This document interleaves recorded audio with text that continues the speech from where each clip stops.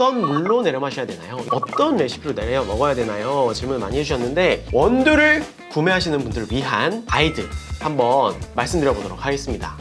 요번에 파업하면서 저희 구독자분들이 안스타 화면보다 잘생겼다, 실물이 훨씬 더 낫다 이렇게 말씀하시더라고요. 역시 우리 구독자분들은 보는 눈이 있구나.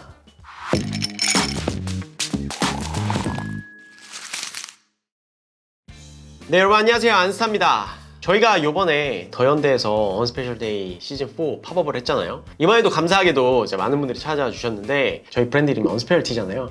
그러니까 언스페셜티라고 써져 있으니까 더현대 팝업 오신 분들이 다 지나다니다가 언스페셜티? 아, 티 파는 회사구나, 차 파는 회사구나, 이런 분들이 많으시더라고요. 근데 아무래도 더현대가 스페셜티 커피를 모르시는 분들도 많이 있는 곳이잖아요. 그러다 보니까 이번 기회에 커피 원두를 처음 구매하시는 분들이 많으시더라고요. 현장에서 저희 팀원분들이 그 원두를 구매하시는 분들에게 친절하게 일일이 설명을 많이 해드렸는데, 공통적인 질문이 있었어.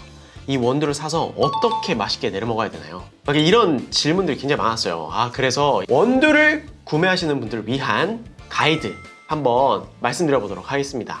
일단 첫 번째 질문은 이런 질문이 많았어요. 원두를 구매하면 디게싱을 어느 정도 해야 되나요? 근데 여러분들 커피를 구매하실 때 그게 어디서든 대략적으로 그 로스터리마다의 디게싱 가이드가 있을 거예요. 그래서 그거를 꼭 한 번씩 참고하시면 좋아요. 로스팅 방식에 따라서, 사용하는 머신에 따라서, 배전도에 따라서 추천하는 디게싱 기간이 다를 수가 있거든요. 만약에 그런 게 없다, 그런 거 구할 수가 없다 라고 하신다면은 기본적으로 라이트 로스팅에서 약간 미디움 라이트 정도의 커피들은 짧으면은 한 2일, 3일부터 길면은 한 2주 정도. 근데 2주까지 사실 기다리기가 너무 힘들잖아요. 저는 그냥 개인적으로 디게싱 안 지키고 먹어요. 대신에 분쇄한 다음에 좀 더 놔두거나 이렇게 하면은 안에 있는 이산화탄소가 좀 날아가거든요. 근데 예전에는 이 디게싱 기간이 되게 짧았어요. 왜냐면은 로스팅 포인트가 높은 커피들이 많았기 때문에. 로스팅 포인트가 높다는 거는 이미 커피들이 로스팅이 많이 돼서 다공화가 많이 돼가지고 커피 안에 있는 향미 성분들이 빠르게 날아갈 수 있었어. 근데 요즘에는 워낙에 라이트 로스팅이 많잖아요. 라이트 로스팅은 조직이 단단하고 다공화가 많이 진행되지 않았기 때문에 향미가 손실되는 시간 자체가 강배전만큼 길지 않거든요. 그래가지고 디게싱을 요즘에는 오래 해놓고 먹는 편이죠. 지금 최대한 뭐 2~3달 놔두고 먹기도 해요. 그렇기 때문에 디게싱이 필수는 아니지만 지켜주는 게 좋다 라는 거 알고 계시면 좋고요. 사실 제가 다음에 말씀드리는 게 디게싱보다 더 중요한 부분이에요. 원두 보관은 어떻게 해야 되냐요? 많이 여쭤보세요. 원두 보관에 여러분들이 기억하셔야 될 거는 어디 용기에 보관하는 게 중요하다기보다는 어떤 온도에 보관하느냐가 훨씬 더 중요합니다. 저희가 이전에 올린 영상 중에 원두 용기 보관 테스트 영상이 있잖아요. 그래서 꽤 오랜 시간 저희가 다양한 용기를 테스트 해봤는데, 물론 용기별로도 차이가 있었어요. 하지만 그 용기별의 차이보다는 직사광선 또는 너무 높은 온도의 원두를 보관했을 때 원두 향미의 손실 속도가 급격하게 빨라졌습니다. 품질이 빠르게 저하됐어요. 그러니까 여러분들 어떤 용기에 보관하느냐 보다는 내가 어떤 환경에 어떤 온도의 원두를 보관하느냐가 훨씬 더 중요하다라는 걸 말씀드리고 싶고, 용기 같은 경우에는 저희가 테스트 해봤을 때도 그래도 좋았던 게 아로마 밸브 있는 커피 봉투, 여러분들이 사신 그 패키지 그대로 보관하는 게 가장 편하고 가장 효율적이에요. 절대 직사광선이나 너무 뜨거운 온도에만 보관하지 말고 그늘진 곳에 보관해 두시면 좋습니다. 만약에 내가 이 원두를 비싸게 주고 샀는데 2달, 3달 이후에 먹을 것 같아 라고 한다면 소분해서 진공하시거나 아니면 특정 조그마한 용기 같은 데 넣어가지고 냉동 보관을 해둬보세요. 냉동하신 다음에 드시고 싶으실 때 그냥 바로 그라인딩 해서 드셔보셔도 꽤나 향미가 잘 보존되어 있는 거를 경험하실 수 있으실 거예요.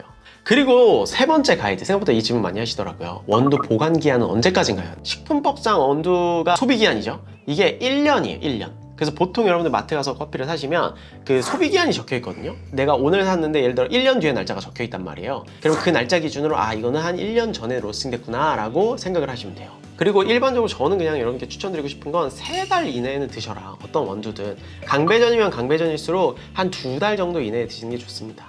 자, 그리고 네 번째, 어떤 장비로 내려야 되나요? 이런 질문 굉장히 많이 받아요. 이것도 제가 전에 올린 영상이 하나 있는데, 일단은 드리퍼는 하리오 02 드리퍼로 시작을 하시는 거를 가장 추천드립니다. 가장 저렴하고요. 가장 많은 분들이 쓰고 계시기 때문에 사용할 수 있는 레시피도 많아요. 서버는 처음에 하리오 세트로 그냥 구매하셔도 돼요. 혹은 나는 디자인이 좀 중요하다라고 하면 뭐 킨토, 홀츠클로스 이런 서버들 한번 참고해 보시면 좋고요. 그리고 저울은 이번에 범수님 홈카페 투어에서 나온 에스프레소 저울, 저는 그것도 되게 좋았고, 아니면 아쿠바나 타이머 저울 같은 거, 홀츠클로스 저울도 있고요.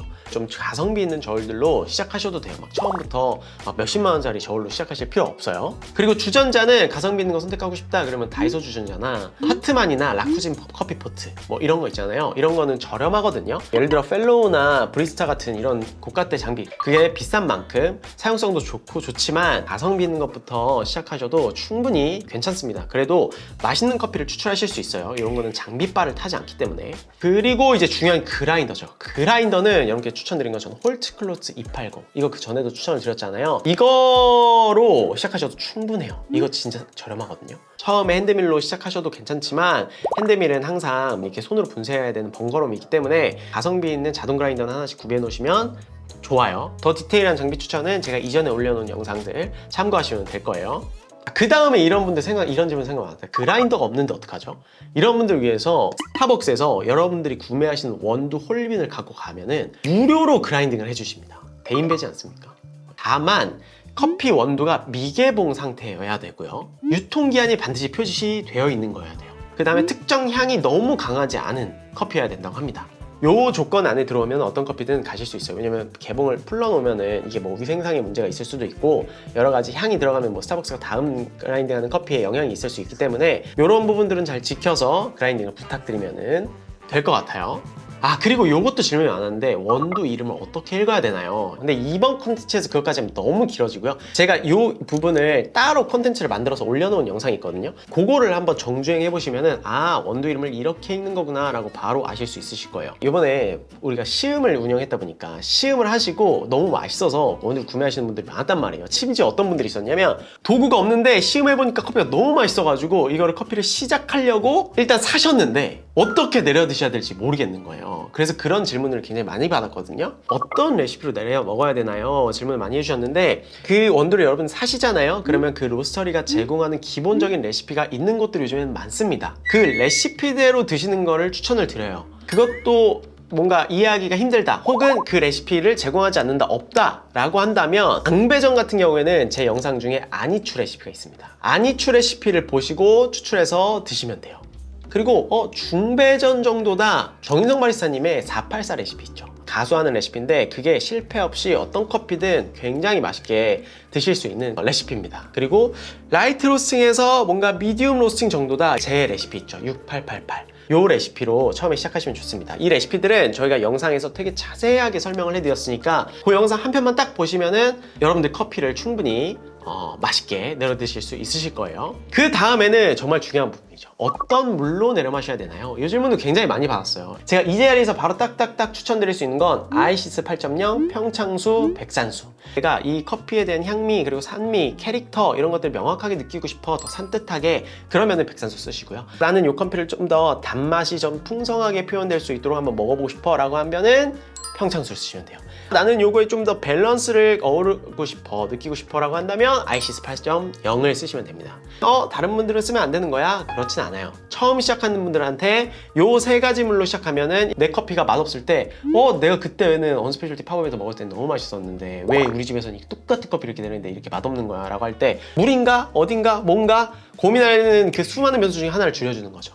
그리고 요거 핸드 드립으로 라떼도 가능한가요? 가능하죠. 이제 카페 오레라고 핸드 드립을 통해서 라떼를 만드는 커피 메뉴도 있어요. 요 메뉴 같은 경우에는 저희가 이전에 용챔과 한 카페 오레 레시피가 있는데 그 레시피가 기가 막힙니다. 이 레시피는 사실상 이제 강배전 커피들에 좀 잘 어울리긴 한데 더 가는 분쇄도로 얇은 물줄기로 커피를 천천히 내린 다음에 우유를 이제 희석을 하는 거거든요. 약간 에스프레소처럼 커피를 정말 농도 있게 내리는 거죠, 핸드 드립으로. 그리고 되게 간단한 질문을 하시는 분들 많이 있었는데, 물을 부어준 다음에 초를 시작해야 되느냐, 초를 시작한 다음에 물을 부어줘야 되냐, 이거 되게 많이 말씀하시거든요. 사실 둘 다 좋아요. 둘 다 괜찮은데 바리스타 커피 업계에서 많이 사용하는 기준은 시간을 누른 다음에 뜨름을 들여주는 거예요. 그게 통상적으로 많이 사용되긴 합니다. 그렇게 해서 레시피 기준을 잡아가시면 됩니다.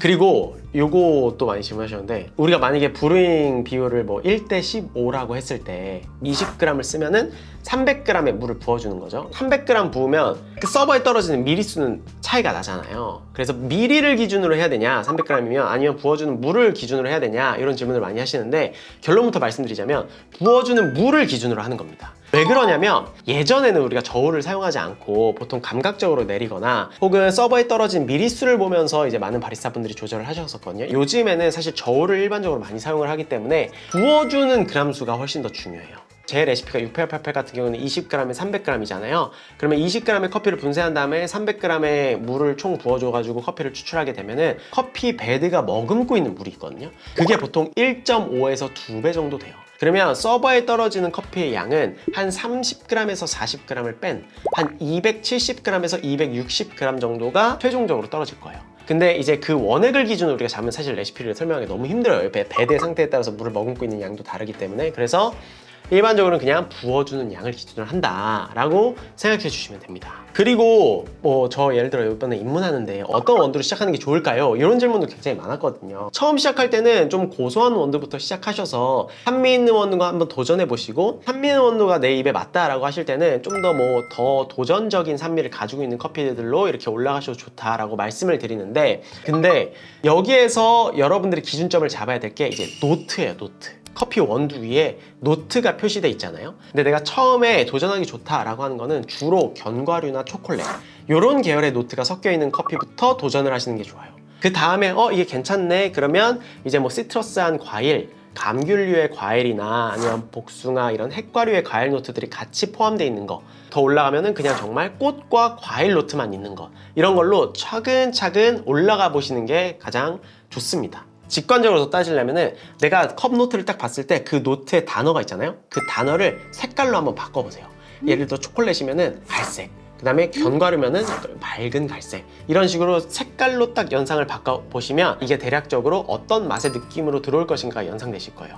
그거를 상상하신 다음에 내가 산미를 좀 더 좋아한다, 좀 이런 다채로운 플레이버를 좋아한다, 향미들을, 그러면은 이 색깔이 밝은 쪽의 커피를 구매하시면 되고요. 단맛이나 호불호 없는 밸런스를 좋아해, 그러면 이 색깔이 좀 더 어두운 쪽의 커피들을 구매하시면 돼요. 그리고 또 한 가지 제가 말씀드리고 싶은 건, 입문할 때 너무 비싼 원두로 시작하지 않으셔도 좋다. 왜냐면 비싼 커피들은 비싼 커피들의 가치를 아셔야 되기 때문에, 그 비싼 커피들의 가치를 알려면 그 밑에 가격대에 있는 굉장히 밸런스가 좋고 무난한 커피들을 충분히 경험해 보신 다음에 그 다음에 고가 커피를 도전해 보시는 것을 추천을 드립니다. 자, 오늘 제가 이렇게 원두를 처음 구매하시는 고객분들이 좀 아시면 좋을 만한 어떤 가이드, 팁 이렇게 정리해서 설명을 드렸는데요. 혹시 더 궁금하신 내용이 있다면 댓글로 남겨주시면 저희가 다음 영상 제작하는데 참고를 하도록 하고요. 그리고 이번에 진짜 생각보다 정말 감사했던 게, 채널 보고 커피 시작했다는 분들이 정말 많았어요. 진짜 부담되더라고. 더 커피를 잘 즐기실 수 있도록 노력해야겠다라는 생각이 진짜 많이 들었어. 커피가 보여줄 수 있는 세계가 정말 무궁무진하다고 생각하거든요. 제가 이렇게 또 커피를 행복하게 즐기는 만큼 여러분들도 행복하게 커피를 즐기시면 좋겠습니다. 그럼 저희는 여기까지 하고요. 다음에 또 유익하고 재밌는 커피 관련된 컨텐츠로 찾아뵙도록 하겠습니다. 빠이! 요번에 팝업하면서 저희 구독자분들이 안스타 화면보다 잘생겼다, 실물이 훨씬 더 낫다, 이렇게 말씀하시더라고요. 역시 우리 구독자분들은 보는 눈이 있구나. 죄송합니다. 주제를 알겠습니다. 주제. 이게 사람이 주제를 알아야 돼요.